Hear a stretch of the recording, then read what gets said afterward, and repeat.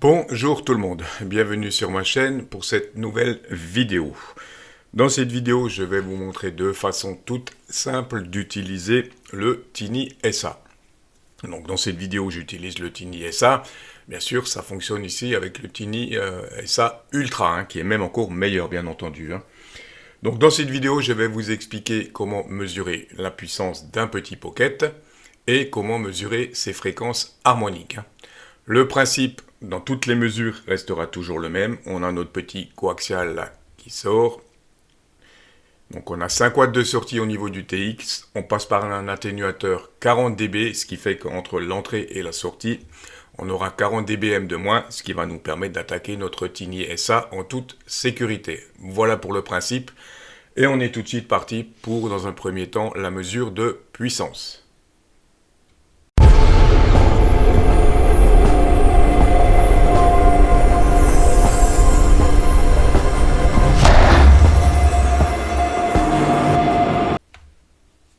Alors, pour mesurer une puissance avec un Tiny SA, vous allez voir, c'est relativement simple. Donc, première chose, on va dans le menu, bien entendu. On va sur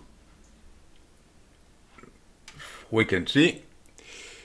La fréquence centrale, donc ça va être la fréquence à tester. Donc là, je vais être sur 145 MHz. Voilà.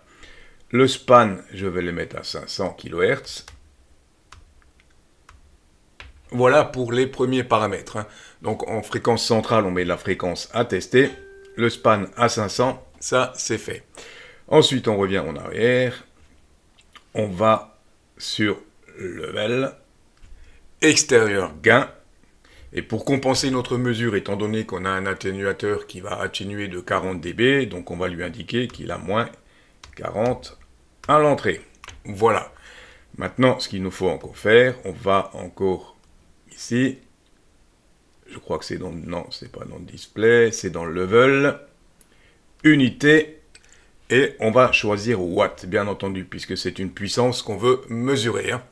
Voilà, à partir de là, il me reste juste à pomper sur mon petit pocket pour avoir sa puissance.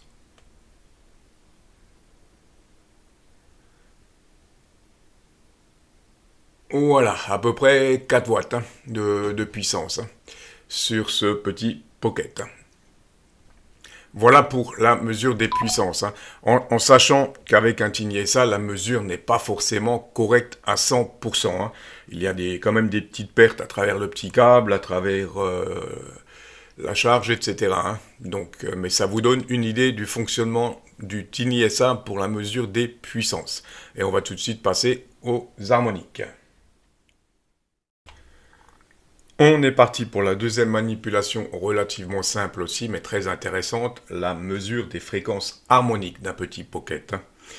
Donc, première chose pour ce faire, on va en mode, ça c'est bon, ok. On va sur Frequency, donc la fréquence à tester 145.00, ça je suis bon, ok, c'est la fréquence que je veux tester.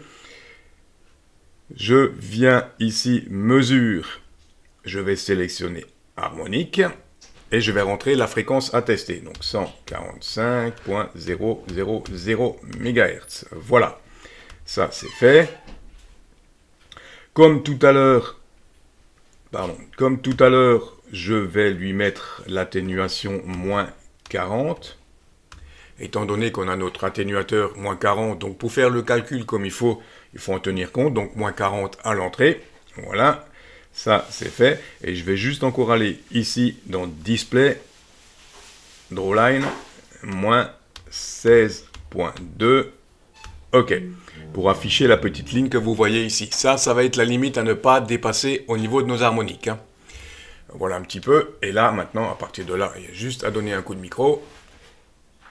Il calcule, donc en 1, on le voit, on a notre fréquence fondamentale ici, et juste en dessous ici, on a une petite fréquence harmonique, mais qui est inférieure au seuil, donc ça c'est encore acceptable pour les mesures de ce petit rectivice A61.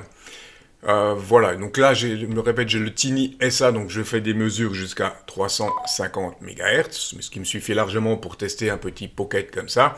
Si vous voulez faire des mesures plus précises, bien sûr, il faudra le Tiny SA Ultra. Voilà pour ces deux manipulations de base avec un Tiny SA. Donc rien de bien compliqué, hein. J'espère que cette vidéo vous aura intéressé. Je vous dis 73 et à très vite pour une nouvelle vidéo.